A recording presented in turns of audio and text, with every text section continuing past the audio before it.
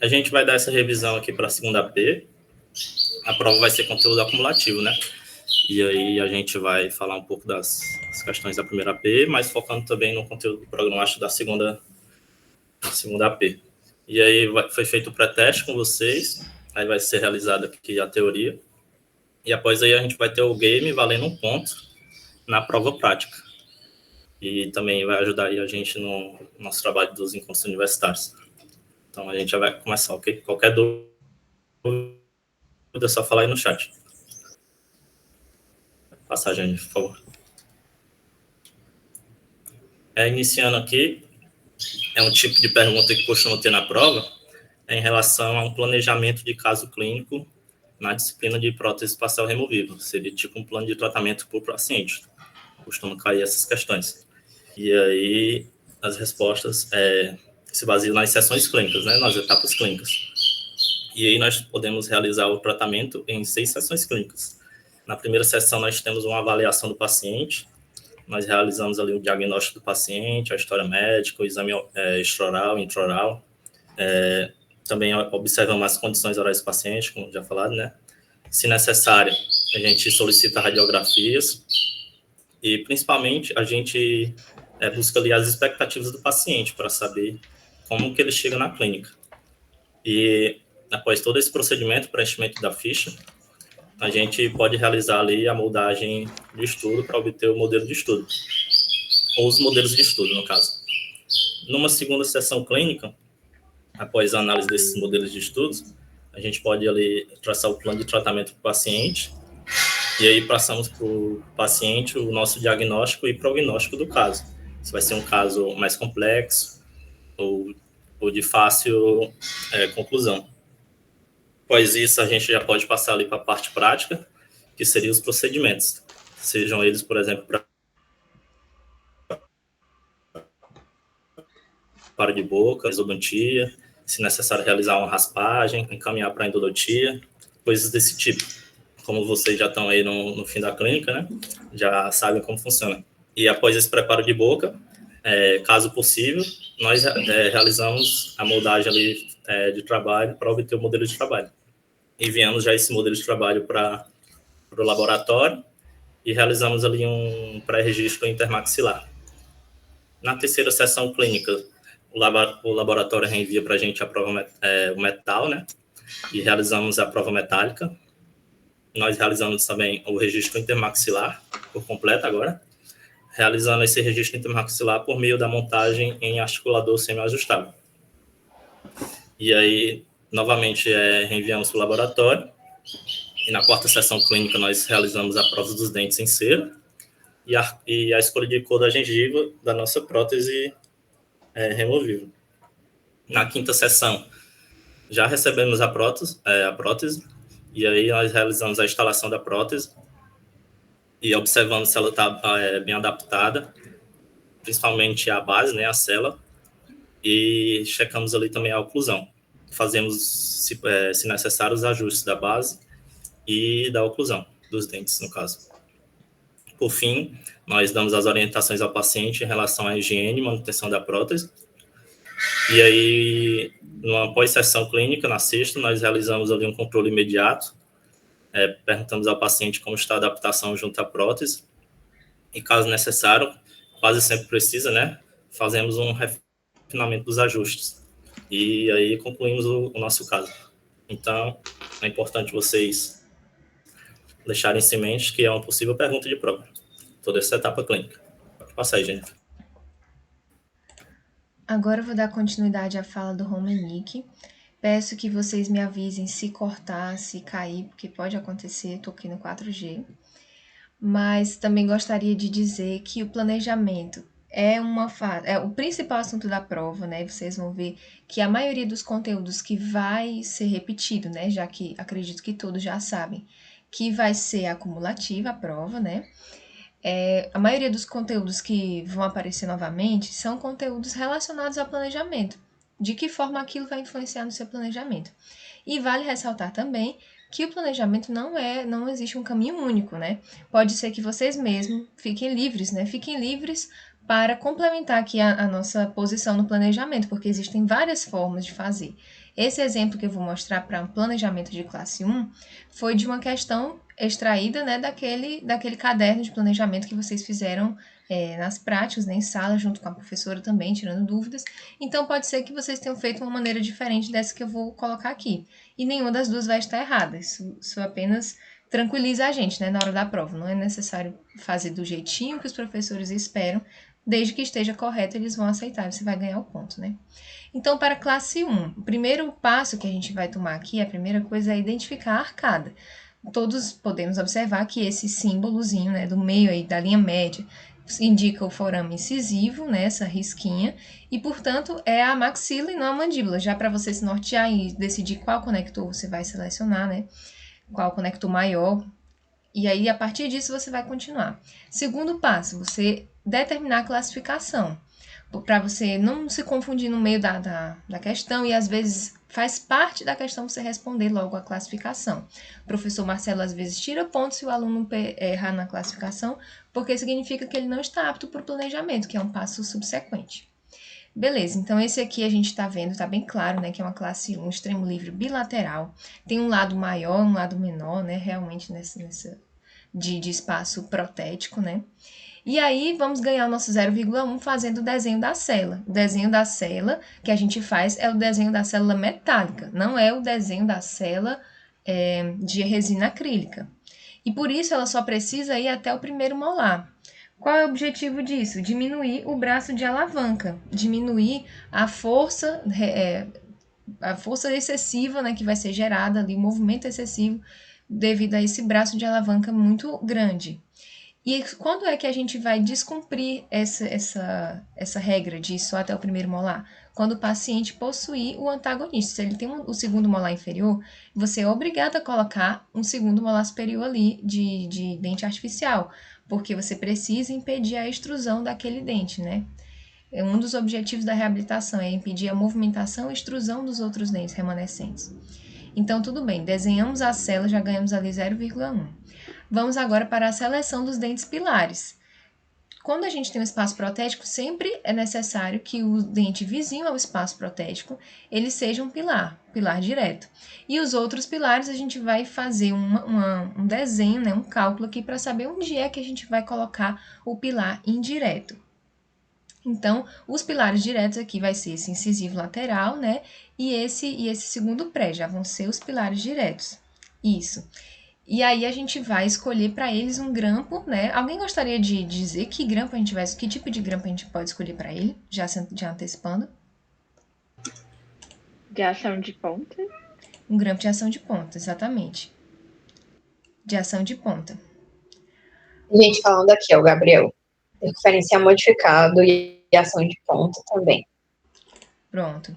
Vou já passar o slide. Antes de passar, eu gostaria de saber se todos já sabem também o que é essa linha de fulcro ou se eu me detenho um pouquinho mais nela. Tatiane pode perguntar. Tem dúvida. Daria para usar um Y aí? Ela perguntou. Não daria para usar o Y. Nesse incisivo lateral, não. Porque o braço aqui é bem comprido, realmente a ação de ponta ele vai ter maior retenção. Nesse caso, não poderia usar. Teria que ser ação de ponta mesmo. Mas para um outro dente anterior que não fosse um pilar direto, você poderia usar o Y. Então, agora vamos para o próximo slide, por gentileza. Pronto, a linha de fulcro, né, para deixar claro, matar todas as dúvidas, ninguém se pegar nisso, né, é uma linha que vai existir, que vai gerar um movimento onde antes não existiria. A gente pode ver nessa imagem aí que tem a tábua de madeira, uma mão, uma pedra e esse triângulo, que se essa tábua estivesse totalmente estável no solo, não iria ter movimento nenhum. A partir do momento que tem esse ponto de apoio verdinho, que vai ser o fulcro, o famoso fulcro, aquela tábua vai ter um eixo de rotação em torno desse fulcro, vai ter uma movimentação. Se eu movimentar de um lado, vai movimentar do outro. A força potente é a que a gente deseja eliminar, né, no paciente que usa PPR. É a força que a gente gostaria que fosse a mínima possível. E a força resistente é a força que os nossos grampos vão fazer, vão atuar para A força resistente é o que a gente deseja, né? Que a gente coloca nos grampos, e esse equilíbrio é que vai gerar, proporcionar que o paciente consiga remover e inserir, sem muita dificuldade, e ao mesmo tempo sem ter essa movimentação, sem ter báscula. Então, aqui na segunda imagem, né, o braço de resistência, ele vai ser esse que vai estar representado pelos grampos, né, a parte dos dentes naturais, e o braço de potência é toda a parte de dentes artificiais que vai receber forças mastigatórias. E que você, pressionando lá atrás, por exemplo, né, faria com que a prótese saísse, tivesse um movimento para frente. Isso vocês vão ver também na prótese total. Então, na prótese parcial removível, a linha de fulcro ela vai ser desenhada entre os apoios. Na nossa questão, então, a linha de fulcro vai ser essa linha azul inclinada. E nessa imagem de baixo, é interessante que está aí a mesma coisa, explicação, né? Ao acharmos os retentores diretos, trata-se uma linha imaginária para achar a linha de fulcro. Significa que essa linha, né, vai dividir a boca do paciente na parte que tem os dentes reais, né, os dentes naturais, na força de retenção, na parte de resistência, e a parte que é de dentes artificiais vai ser o braço de potência, né? Vai ser a parte que a gente deseja estabilizar. Essa é a linha de fulcro. Pode passar. Por que é importante a gente localizar essa linha de fulcro, né? Porque mais para frente a gente vai desejar escolher qual vai ser o dente que a gente vai colocar o retentor indireto. E para isso, a gente vai traçar uma linha perpendicular a essa linha azul de fulcro. Mas continuando aqui naqueles dentes que a gente já selecionou como pilares diretos, que foi esse incisivo lateral e o pré, né? Como vocês já anteciparam, já responderam, a gente vai utilizar um grampo de ação de ponta, que são aqueles Tulic.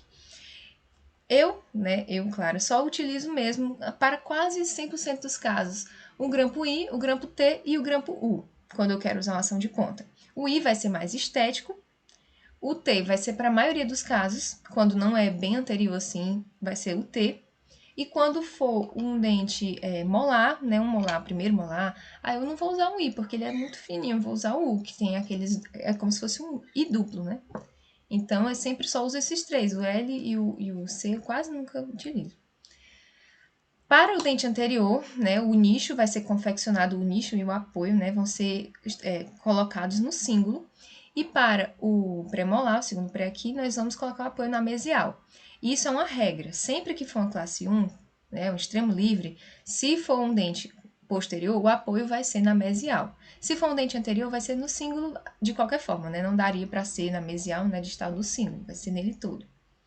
E esse, no dente anterior, já funciona como braço de oposição e apoio ao mesmo tempo, né? É uma coisa só. Na hora de desenhar o grampo de ação de ponta, a gente tem que ver que ele vai ser desenhado a partir da cela. O bracinho dele, né, vai sair da cela. E a gente vai...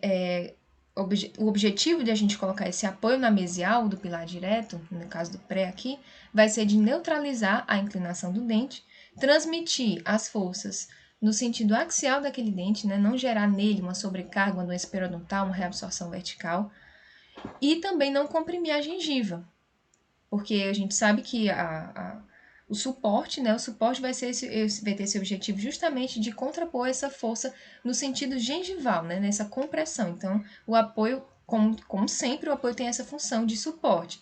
E aqui, no caso, sendo na mesial, ele favorece ainda mais essa função de suporte, né, impedir a compressão gengival. Agora pode passar também. Decididos então os pilares diretos, vamos passar para os indiretos. Como a gente estava falando, né, a gente vai traçar uma linha perpendicular à linha de fulcro, né, o eixo de rotação, linha de fulcro. Nesse caso, como são poucos dentes remanescentes, basta que seja um só pilar indireto. Mas para um outro caso, né, que você tenha mais dentes remanescentes e que talvez tenha um dente que não seja extremo livre bilateral, cabe aí colocar mais de um retentor indireto. No nosso caso, a gente vai escolher só um mesmo, que vai ser esse canino bem robusto aí que a gente vai colocar o nosso grampo indireto. No 13, nós podemos utilizar um grampo circunferencial modificado. Para dente anterior, né, a gente sempre tem essa possibilidade de usar um grampo circunferencial modificado. E alguém pode ter essa dúvida, né, de qual seria a diferença do Y, do MD e do circunferencial modificado. Em geral, eu utilizo o circunferencial modificado para dente anterior porque os dois professores gostam dele. Para o professor Marcelo, o Y e o MD parece que é o mesmo. Parece que é o mesmo grampo circunferencial modificado. E para a professora Ana Cristina, não. Ela diz que o MD ele deve ser quando realmente tem um espaço intercalado, né, que o grampo vai se estender por mesial e distal, por isso recebe esse nome. Então, se tiver dentes adjacentes, não vai caber, aqueles braços não vão entrar.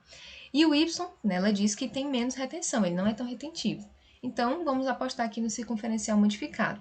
Nesse caso específico, também tem outra possibilidade. Como a gente estava conversando, o grampo de ação de ponta ele tem mais retenção. Se nós estamos utilizando 2 grampos de ação de ponta, 2 grampos de ação de ponta que são bastante retentivos, para não ficar retentivo demais, né, a gente poderia colocar apenas um braço de oposição nesse canino, só para melhorar a estabilidade, não seria uma retenção de um grampo completo, só um braço de oposição. Pode passar. Por fim, né, depois de selecionar os grampos para cada dente pilar, nós vamos selecionar o conector maior. Era para eu ter perguntado primeiro, mas então, no caso de extremo livre, a gente vai sempre selecionar um conector maior para a maxila de barra palatina dupla. E na lingual, a preferência, a maioria dos casos, também vai ser uma barra lingual, a não ser que o paciente tenha toros ou tenha os dentes muito inclinados para a lingual, e aí a gente vai colocar uma barra vestibular. Então, no caso da gente aqui, a maioria dos casos daquele caderno são todos de barra palatina dupla mesmo. Então, a gente vai selecionar essa barra dupla, até porque a gente deseja, né, que a barra dupla, o conector maior, esteja todo conectado à cela. Eu coloquei só um risquinho azul, que seria um conector menor, representando, mas na verdade isso é uma peça só, é toda fundida aqui, né? A cela e o conector maior. E, por fim, desenhar os conectores menores, não podemos esquecer deles. Temos que colocar em todos os grampos, né, ligando do conector maior para o conector menor e também da cela para o conector maior. E, além disso, a placa proximal, que o professor Marcelo acha importante colocar bem vizinho ao dente pilar direto, porque ele é o que vai, assim, segurar, né, a prótese praticamente, né? Então, ele pode sofrer essas forças laterais que a gente não deseja e essa placa poderia ajudar ainda mais a ter essa estabilidade nesse dente. A professora Ana Cristina já tem o pensamento, né, de que o próprio dente artificial que vai vir ali justaposto ao dente natural, ali, o pilar direto, já vai fazer essa função. Então, não seria necessário. Mas a gente coloca, né, já que a gente não sabe quem vai corrigir a prova. E sempre, nunca é demais, né, um certo cuidado assim com esse dente pilar direto. Pode passar. Alguém tem alguma dúvida com relação ao planejamento de classe 1? Clara, com licença, você tá me escutando? Estou escutando. Pronto, uma dúvida rapidinho, quando estava explicando sobre os grampos de ação de ponta, tu falou Sim. sobre o I, o T e o U. Pode, por Isso. favor, só me repetir a indicação dos T e U, porque eu lembro que tu falou que o T era o mais utilizado e tudo mais, mas eu não consegui pegar para anotar. Certo. Todos eles são indicados para extremo livre, quando o dente não tem também, às vezes nem é extremo livre, né? Mas o dente não tem um volume adequado, você pode lançar mão também de um grampo de ação de ponta. E aí, com relação a esses grampos, né? Eu só utilizo esses 3. O I, se for bem uma área estética, como um incisivo lateral desse, até de canino a canino, eu procuro colocar o I, porque ele é mais fininho, né? Menorzinho. O T, ele vai ser o mais utilizado em todas as outras situações que não sejam estéticas. Também pode ser colocado o I no lugar dele, mas geralmente coloco o T. Coloco o T porque ele tem alguns autores dizem que ele tem um pouquinho mais de retenção do que o I, né? Então, colocaria o T na maioria dos casos. E o U, eu coloco quando é um molar, porque o molar ele já é mais robusto, né? Tem aquelas cúspides bem pronunciadas, e aí você colocar um U é como se estivesse colocando 2 Is, né? Um U, na verdade, forma duas áreas retentivas, e aí você bota o U. Se for um molar. Certo, entendi. Então, o grampo T seria mais para pré-molares, por aí, tipo isso, né? Isso. Tá bom. Obrigada, viu, Clara? Por nada. Clara, Oi. nesse caso aí do planejamento de classe 1, naquele dente, no canino, né? Sim. Poderia ser utilizado só o braço de oposição, que foi o que tu utilizou, né? Porque tu falou do circunferencial modificado, aí eu fiquei na Poderia. dúvida. Todos os 2 poderiam ser utilizados. Seriam aceitos na prova. Só o braço de oposição daria certo, então. Você poderia usar um circunferencial modificado também, porque essa diferença, como eu estava dizendo, no planejamento são muitas possibilidades. Mas essa opção de colocar um grampo circunferencial modificado ou um braço de oposição seria na questão clínica mesmo. Ah, porque eu vejo que os dentes do paciente são muito retinhos, não tem tanta retenção assim, apesar de ter 2 ações de ponta. E aí eu decidi colocar o grampo circunferencial modificado. Ou então não, você vê que aqueles 2 ações de ponta já estão suficientes, e aí vou colocar só um braço de oposição pela estabilidade. Você tem a opção. Na prova Ah, pode colocar das duas formas. tá certo, obrigada. Nada. Mais alguma dúvida com relação ao planejamento de classe 1? Perguntem, gente. Fiquem bem livres. Perguntem bem muito.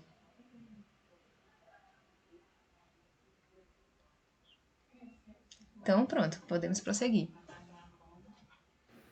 Oi, gente. Eu vou continuar aqui, tá? Com a classe 2 agora. Bom, a classe 2, ela é bem semelhante, o planejamento dela, com a classe 1, né? Que a Clara já falou. O passo a passo dela, né? Primeiramente, como a Clara já falou, a gente vai vai dizer qual a classificação de Kennedy, depois a gente vai traçar as linhas de fulcro, fazer os apoios diretos, que são os vizinhos aos espaços protéticos, depois a gente coloca os conectores menores, depois os maiores e depois a célula.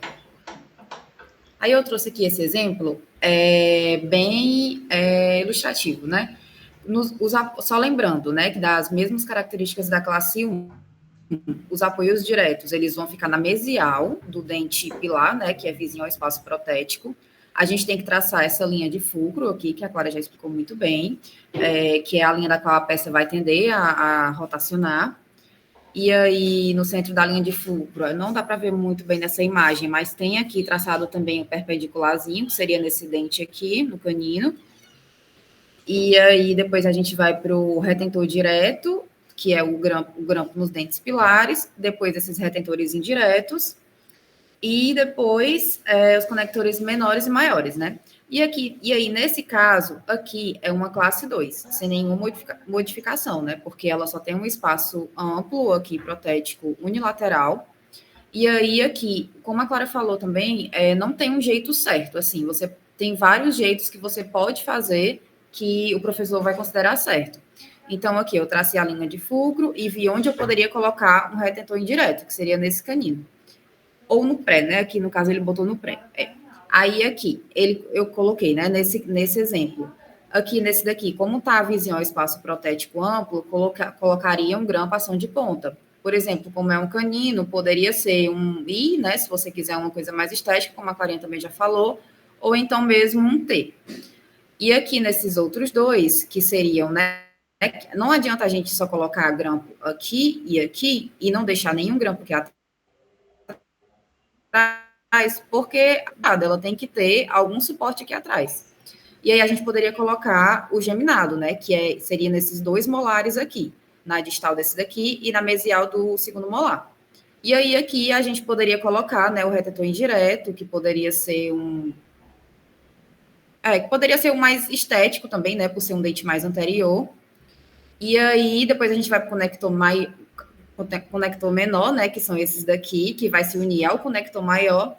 E aí o conector maior, que pode ser uma barra, né, como esse aqui é a palatina, é a maxila, aí pode ser uma barra palatina dupla também, pelo fato de ter um extremo livre. Já nesse outro caso aqui, é uma classe 2, mod 2, como a gente pode ver aqui. E já aqui nesse exemplo, foi traçada todas as linhas de fulcro. A linha de fulcro, ela é traçada entre todos os pilares. Esse pilar com esse pilar é traçado uma. Esse pilar com esse pilar é traçada outra. E a gente vai traçando para ver como é melhor o equilíbrio da prótese. E aí vamos aqui para os grampos, né, que a gente poderia colocar. Nesse caso aqui, também, com um amplo espaço aqui, poderia ser uma ação de ponta. Também pode ser o T ou o I. Aí aqui são 3 pilares. Aqui, nesse daqui primeiro, a gente pode colocar um circunferencial Y ou MD, ou então mesmo circunferencial modificado. Nesse daqui, como ele vai se unir tanto à célula dessa parte como à célula desse outro lado, a gente pode colocar o Otoleng, que é aquele que ele possui 2 apoios no mesmo dente, que aí se uniria com essa região e depois com essa. E nesse último aqui, a gente poderia colocar um circunferencial normal mesmo de Akers, né, que é o mais comum. E também, como é a palatina, a gente colocaria o conector, a barra palatina dupla, né, pelo fato também de ter esse amplo extremo livre. Bom, já na classe 3, ela já muda um pouco, né? Ela não é mais tão, assim, crítica como, dizemos assim, como a classe 1 e a classe 2. Na classe 3, o apoio, ele deve ser estabelecido onde tiver uma maior conveniência estética e oclusal para o paciente. A retenção indireta, ela tem que ter uma estabilidade adequada e os grampos, geralmente utilizados, são os circunferenciais.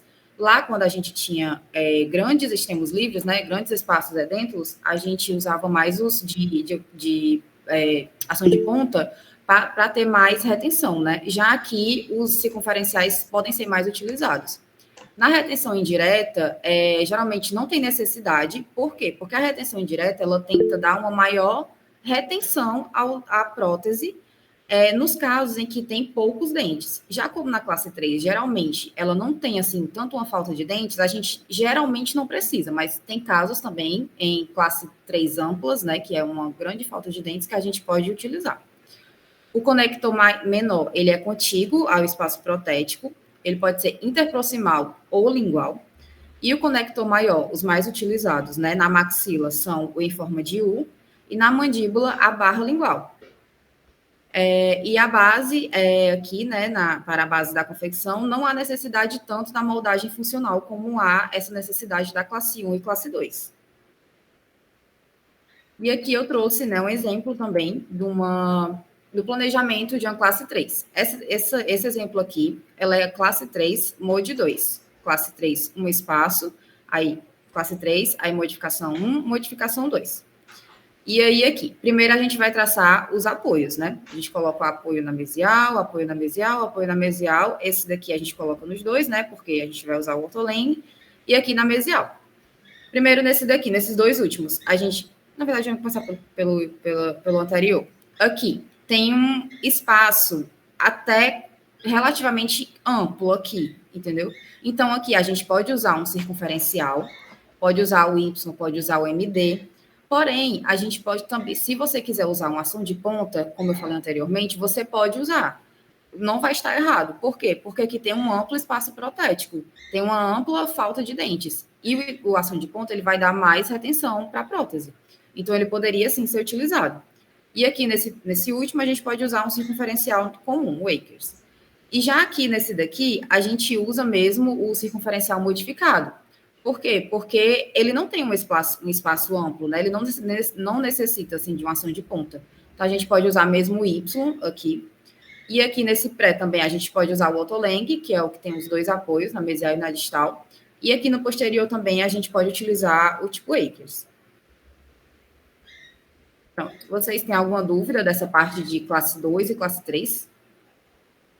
Jane, pode falar. naquela classe 2, classe 2 mode 2. Tu usou o circunferencial nesse canino, né? Isso aqui. Poderia ser o Y ou o MD, nesse caso. Isso, exatamente. Mas se colocasse ação de ponta nesse caso, você teria algum problema? Eu fiquei em dúvida nisso também. O ação de ponta, ele não tem necessidade aqui, sabe? Assim, eu acredito que não seja errado, mas, assim, o mais viável para esse caso seria mesmo o circunferencial modificado, entendeu? Porque o ação de ponta, ele é mais para... Ele dá uma resistência muito grande. E aqui, nesse caso, não tem... Um espaço protético muito grande, né? Isso, entendeu? Aí, por isso, eu acredito mesmo que o melhor seja o circunferencial modificado. Ah, tá certo, entendi. Obrigada. Nada. Mais alguma dúvida, gente, sobre essa parte? Jennifer, eu tenho uma dúvida. Oi, pode falar. É que na clínica a professora falou que quando o espaço dentro é pouco, tipo, quando for só um dente, como é o caso aí desse molde, né? Sim. No caso, entre o pré e o molar. Pode fazer só uma extensão do conector maior mesmo? Uma extensão do conector maior para o molar? Não, tipo, no local da cela, que teria a cela entre a falta desse dente, fazia-se uma extensão do conector maior.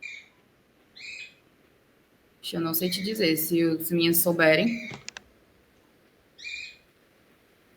Eu acredito, eu colocaria a cela normal mesmo aqui. Eu também desenharia a cela normal, com aquele quadriculadozinho de sempre. Isso. Tudo bem, então. Mas a professora disse que poderia fazer essa extensão? Até Sim, porque, ela disse. Pode falar, cara. eu ia dizer assim, até porque para desenhar que tá saindo do conector menor é meio confuso, né? Mas talvez seja uma possibilidade clínica. Porque, tipo assim, lá na prova, na segunda P, pelo menos na nossa, essa questão de planejamento que caiu era uma questão bem grande, assim, tipo assim, a questão valia 1 ponto. Aí você tinha que desenhar mesmo, realmente desenhar. Se você quisesse, você colocava só os grampos, o nome dos grampos assim do lado. E aí você tinha que desenhar tudo. Tipo assim, ele tinha que entender o teu desenho. Entendeu? Se tu quisesse descrever, muita gente descreveu num textinho do lado, mas não tem necessidade. Tu fazendo o desenho bonitinho e botando só o nome dos grampos e tal que vai utilizar, você ganha, dando a classificação certinha, ganha 1 ponto, normal. Eu acredito que ele deve fazer do mesmo jeito, eu acho.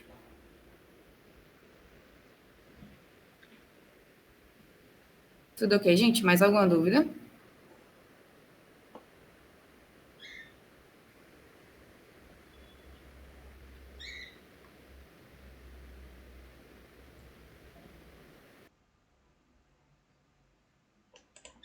Então, pessoal, voltando aqui dando planejamento, né? No final, a classe 4 apresenta um acidente anterior que cruza a linha média. E ela amplia posteriormente, né? Então, vai ocorrer uma mudança de classificação. E em relação à classe 4, nós temos uma observação que é a classe 4 ampla, que ela vai ter uma situação comparada à classe 1 de Kennedy, que foi explicado pela Clara. Porque quando a perda dentária envolve todos os dentes anteriores e premolares, o espaço dentro vai ser muito grande, né? Nós vamos passar a ter um extremo livre localizado na região anterior do arco. Deixa eu passar aí, Jennifer. Passei, Jennifer. Obrigado. Então, partindo para o planejamento. Em relação à classe 4, o apoio ele depende do sistema de retenção. Por quê? Porque nós podemos, por exemplo, ter um dente pilar, um canino, podemos ter um dente pilar, um incisivo lateral, ou então um premolar. Então, o apoio vai depender disso. A retenção direta, os grampos a ser utilizado, vai ser um grampo Y ou um grampo circunferencial convencional. Posteriormente, nos slides, eu vou mostrar. E o plano guia é utilizado na mesial, para termos ali o eixo de inserção. A retenção indireta, sempre utilizado um circunferencial geminado, para a gente ter uma boa estabilidade da prótese, no caso.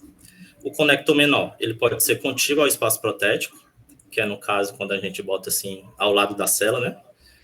Pode ser interproximal entre os dentes ou pela lingual.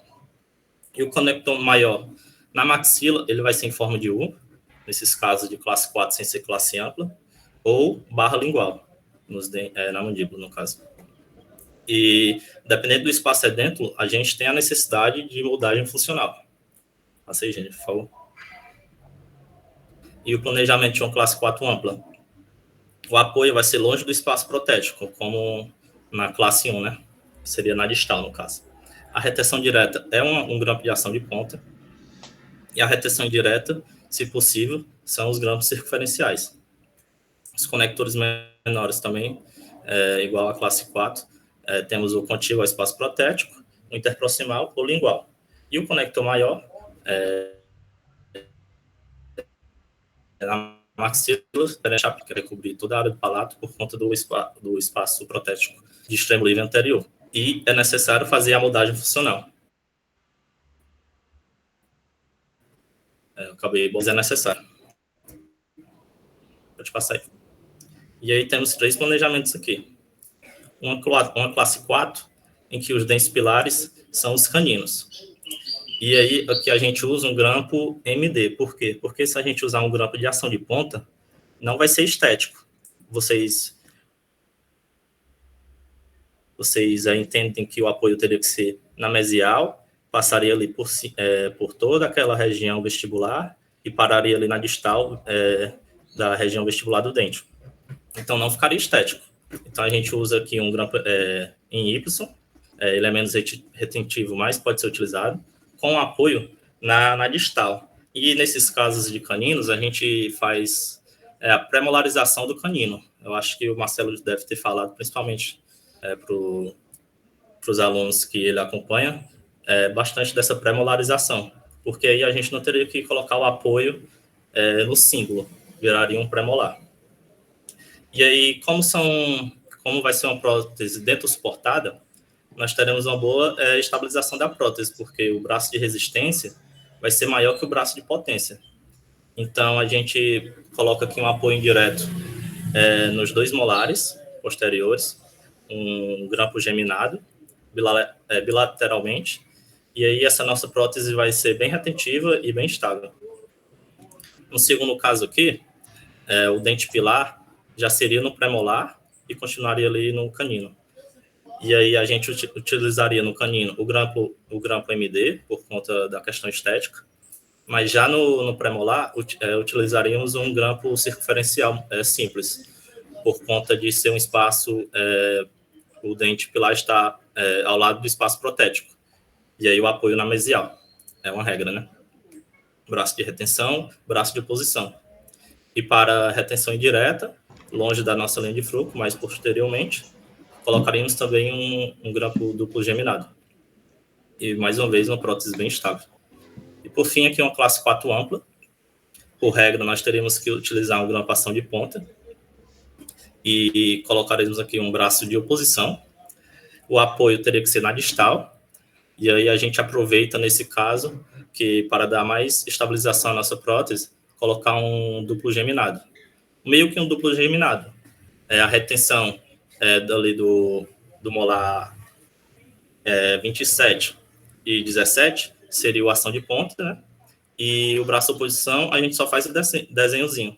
E aqui no molar 18, no 17, na verdade, foi o 16, agora o 17, nós colocamos um grampo um braço de retenção e um braço de oposição, simulando um Akers. E aí daria mais estabilidade na nossa prótese.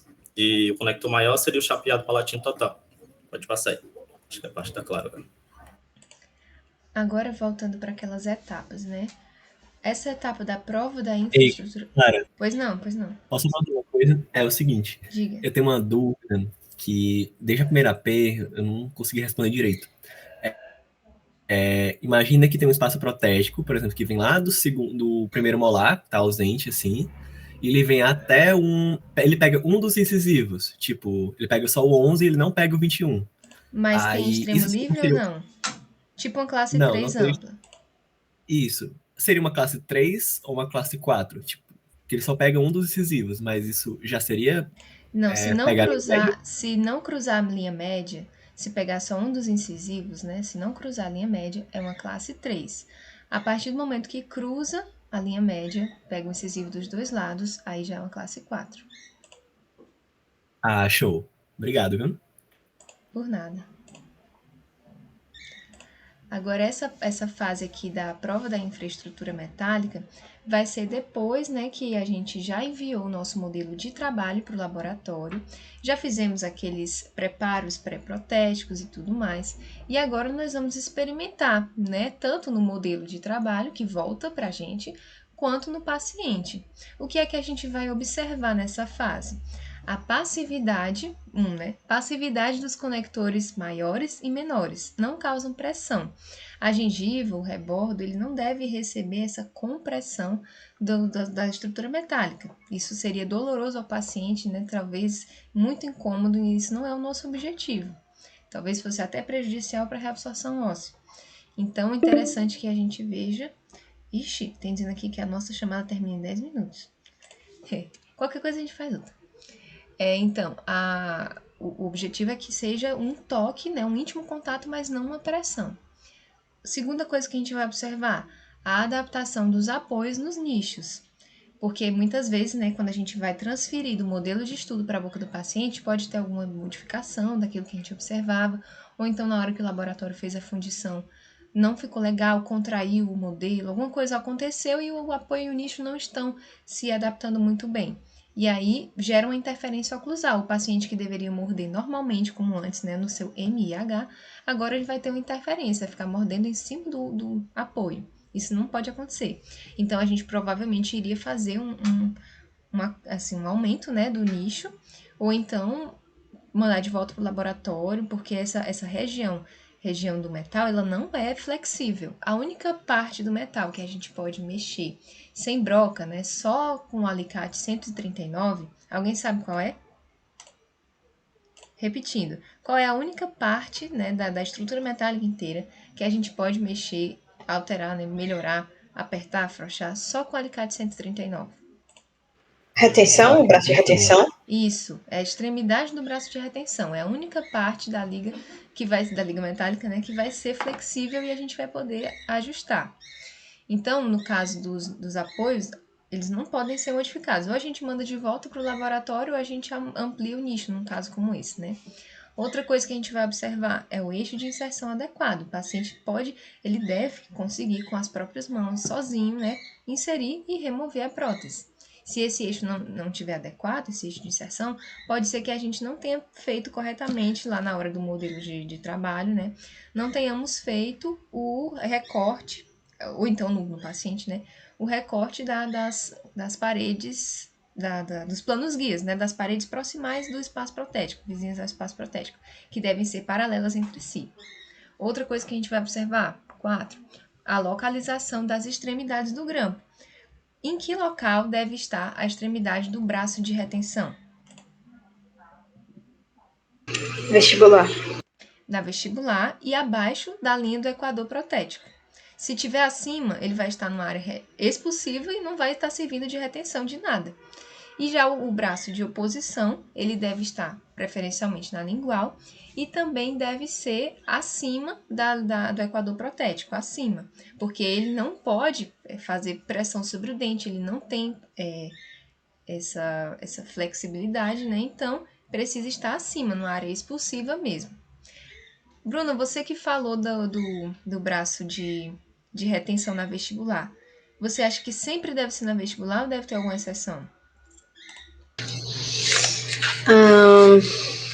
Pensando por aquele ditado que diz nunca diga nunca, eu acho que talvez exista algum caso em que outra coisa pode acontecer. Eu acho. Pronto, excelente resposta.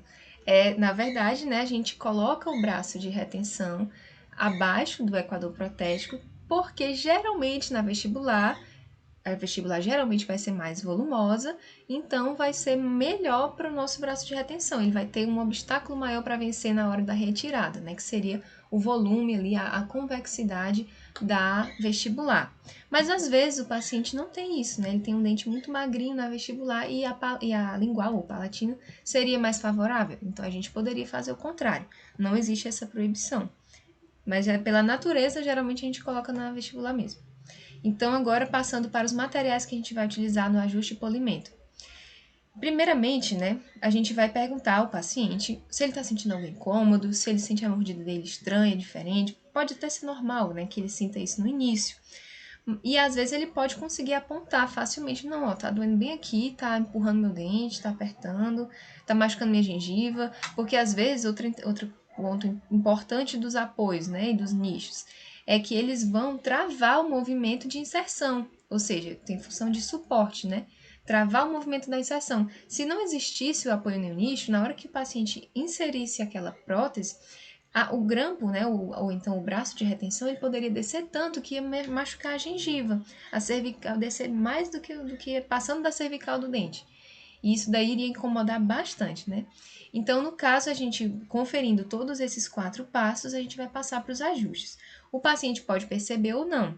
Se ele não perceber, a gente pode utilizar evidenciadores como carbono líquido ou as siliconas. Vocês viram essa parte nas aulas dos evidenciadores? Sim, o professor Marcelo falou. Ótimo, pronto.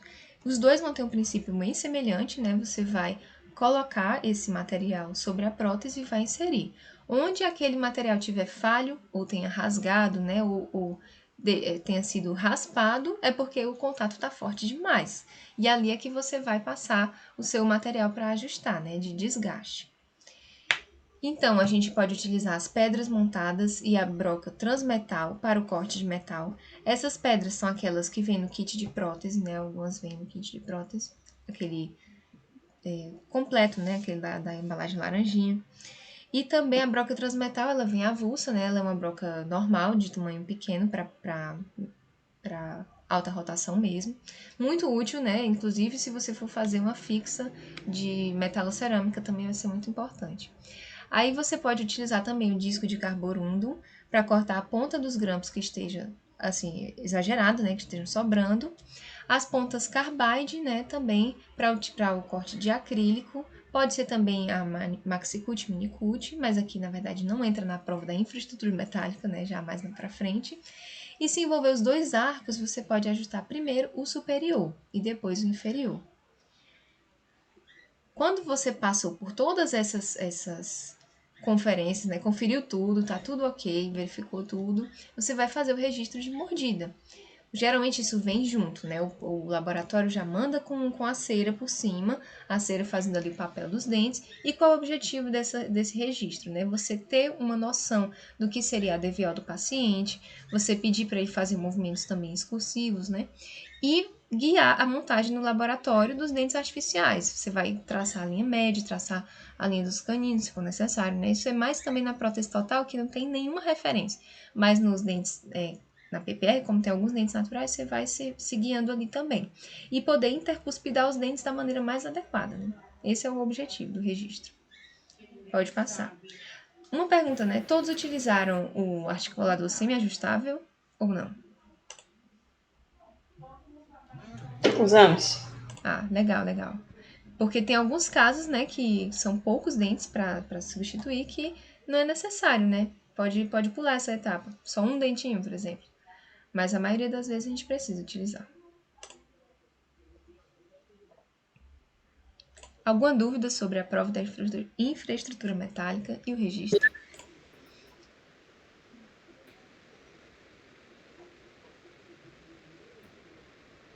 Clara, licença, eu fiz um novo link aqui, eu vou mandar para eles irem entrando. Eu acho que Ótimo. falta, 2 minutos. Oh, perfeito.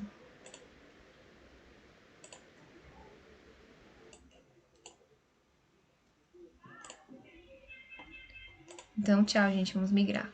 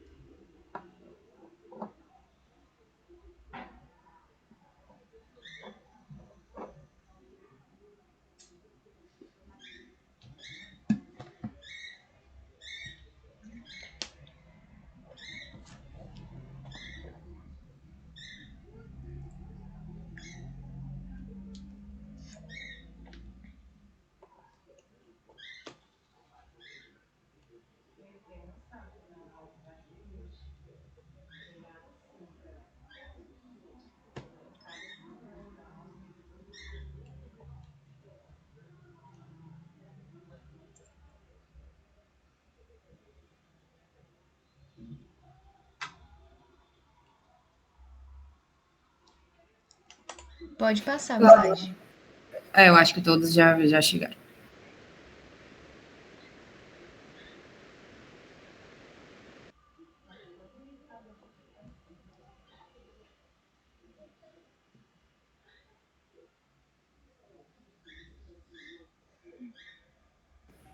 Voltando aqui, pessoal, dando continuidade, né?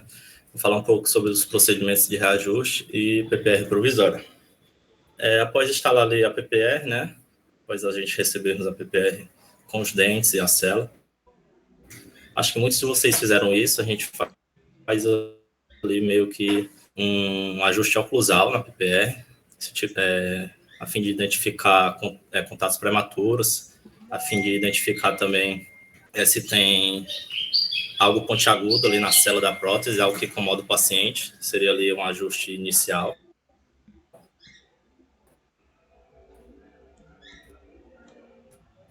Então, ele retorna à sessão de dor imediato. Muitos acabam relatando que ao morder a prótese desestabilizou, algo do tipo, e novamente a gente faz esse ajuste oclusal, se necessário, por conta do contato prematuro. Após esses reajustes, se as próteses estiver com a base da célula mal adaptada, nós temos podemos ter 3 passos a ser realizados. E esse passo principal, né, que seria o reembasamento. E o reembasamento, ele é um procedimento clínico laboratorial que visa otimizar o contato da célula com a fibromucosa. E aí ele vai ter como objetivo, né, conferir a PPR propriedades mecânicas, oclusais e conforto ao paciente, principalmente essa parte do conforto. Então, quando realizar o reembasamento? Em casos de extremo livre distal ou em casos de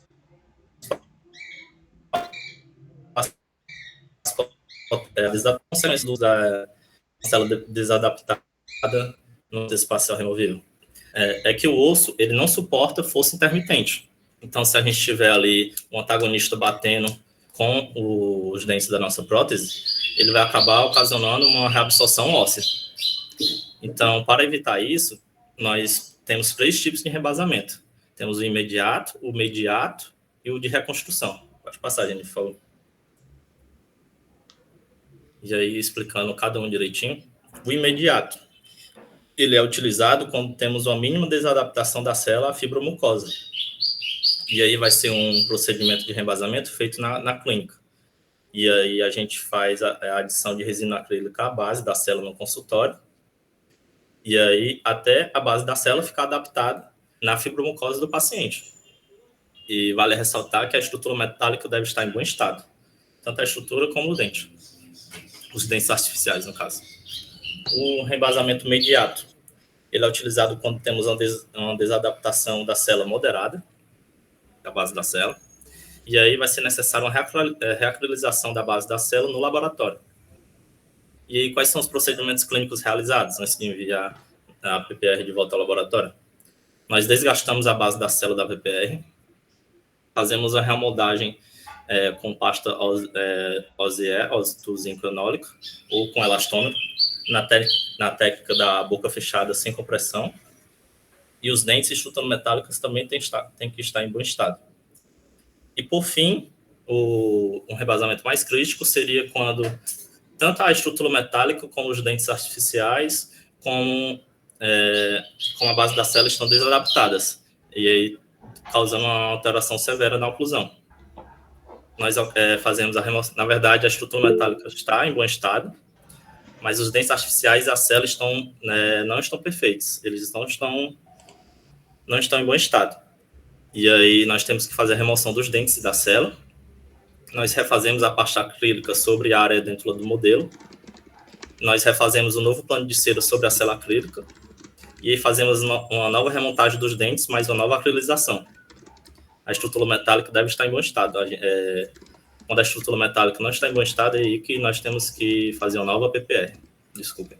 Pode passar aí, por favor. E algo relacionado aos procedimentos de reajuste e PPR provisória, e é algo que deve ter sido falado na aula, é em relação à síndrome de Kelly. A síndrome de Kelly ela também é conhecida como a síndrome da combinação. O que seria essa combinação? É quando o paciente usa uma prótese total superior e uma prótese removível de extremo livre. E aí a ausência de dentes posteriores inferiores e os dentes anteriores superiores, os dentes anteriores totais, na verdade, os dentes superiores totais, ela vai acarretar na concentração de força oclusal na parte anterior. principalmente na região da pré-maxila. E aí, Kelly, em 1972, estudou os aspectos clínicos dessa patologia. E quais são ali as características? Nós temos uma perda avançada de suporte ósseo na pré-maxila, temos um crescimento volumétrico da tuberosidade maxilar, por conta de que vai ter uma sucção da prótese da PT superior, vai acarretar nesse crescimento volumétrico. Vamos ter hiperplasia papilar dos tecidos do palato duro, e vamos ter vestibularização e abertura em leque dos dentes anteriores e inferiores, os dentes da PPR. E também teremos uma perda sob a base da prótese removível inferior. Ela vai começar a ficar desadaptada e pode ocasionar também uma reabsorção óssea na mandíbula. Pode passar, por favor. E aí, Saunders, em 1979, teve novos sinais clínicos da doença, achados, né? Que seria a alteração da DVO, alteração do DVO. Teremos um reposicionamento espacial anterior da mandíbula, a má adaptação das próteses, né? E temos aqui um epsilus fissurato, que é o que está aqui descrito na imagem. E, por fim, teremos alterações periodontais. Pode passar, por favor. E a PPR provisória?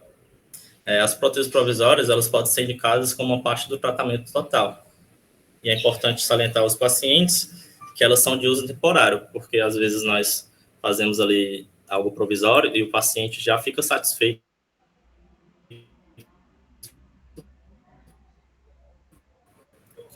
E então, que é provisório, que é o tratamento. E aí, a provisória pode ser por razões estéticas, por exemplo, reposição de dentes anteriores ou posteriores, enquanto está sendo confeccionada a prótese. Pode ser por manutenção do espaço, após ali extrações extrações de dentes, perdas traumáticas dos dentes, para a gente ali evitar a migração indesejável dos dentes, ou então a extrusão dos dentes adjacentes, para manter ali as relações oclusais do paciente, e também dar um bom condicionamento dos dentes e rebordo residual. A gente exige o tratamento completo. Pode passar aí.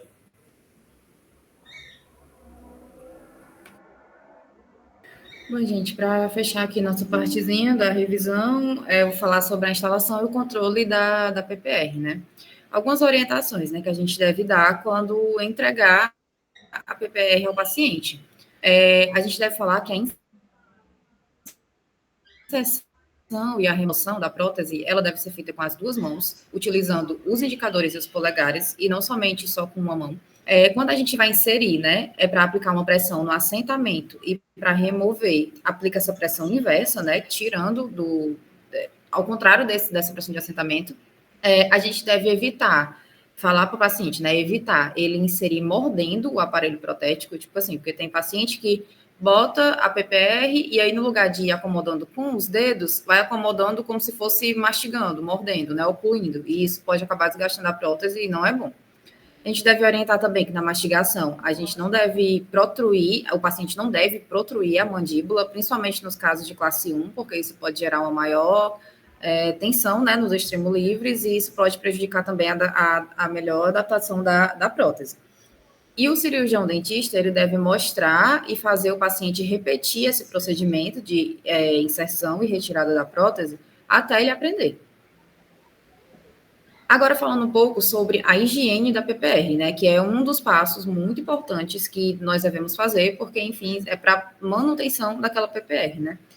E a higiene dela, ela tem a vantagem, porque ela é utilizada com produtos de baixo custo, com fácil manuseio, o gosto desses produtos são agradáveis e eles não são tóxicos para o paciente. E a gente tem alguns métodos de higiene, né, que pode ser o método mecânico e o método químico. O método mecânico, ele é utilizado com uma escova apropriada e a pasta de dente que é utilizada, ela não pode ser abrasiva ou tem que ser de sabão de neutro. Não pode ser lavada com sabão, tem que ser lavada com sabão neutro. Ela tem que ser, assim, bem estável, não pode ser uma coisa, assim, muito para que vá comprometer a estrutura da prótese. A escova é essa daqui, que pode ser utilizada, que é essa escova apropriada. E esse método mecânico é o método mais comum, né? Que é o mais conhecido de higienização da prótese. Porém, muitos pacientes preferem fazer também o método químico, que é utilizando produtos, que são os peróxidos alcalinos, que quando eles são solubilizados em água, eles vão gerar esse peróxido de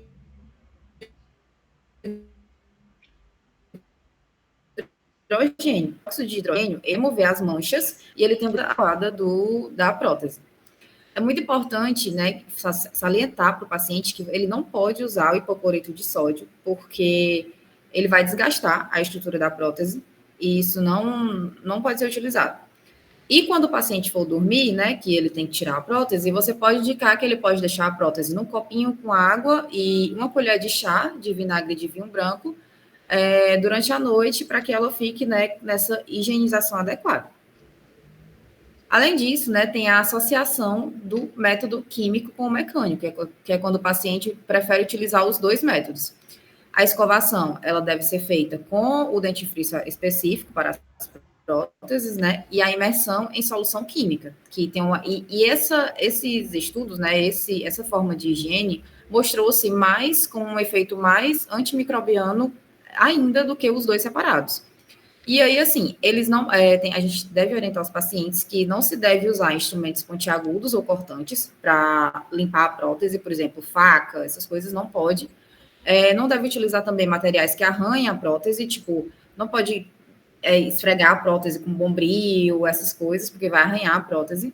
E não se pode imergir em água sanitária, como eu falei anteriormente, porque pode desgastar a estrutura protética. E o papel do cirurgião dentista é orientar e conscientizar, né, o paciente acerca da necessidade dele estar sempre higienizando a prótese dele para preservar, né, ele higienizar tanto a prótese dele como a mucosa dele, né, que seria outra escova, que eu não falei disso, é outra escova apropriada para a mucosa. E atuar tanto a saúde oral do paciente e manter a prótese por muitos anos. Já em relação, né, o que pode acontecer que pode levar ao insucesso da reabilitação protética? Alguns problemas podem acontecer, como os desajustes oclusais, iatrogenias ou deficiência na higiene.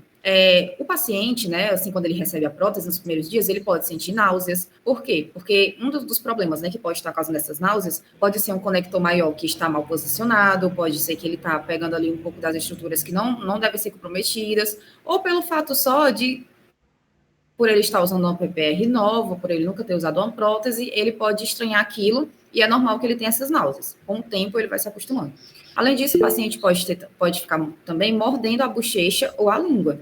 Isso pode ocorrer, né, uma das causas disso é do trespasse horizontal insuficiente dos dentes posteriores. Quando esse trespasse horizontal ele é menor do que deveria, meio que não tem muito espaço e acaba que o paciente, quando vai falar, mastigar, acaba que morde mesmo a bochecha ou a língua e forma essa linhazinha branca aqui.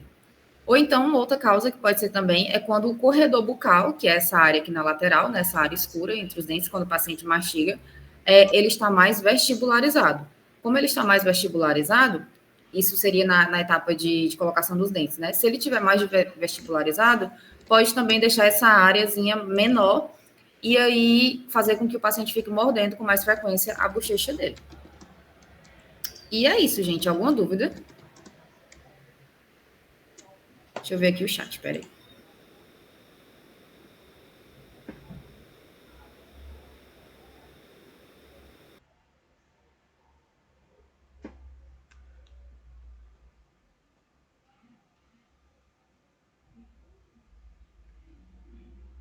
Gente, eu vou criar aqui o link do game para vocês entrarem, ok? A frequência do vinagre não necessariamente, não precisa ser todos os dias, pode ser uma vez só na semana e apenas por 10 minutos, 10, 15 até 20 minutos.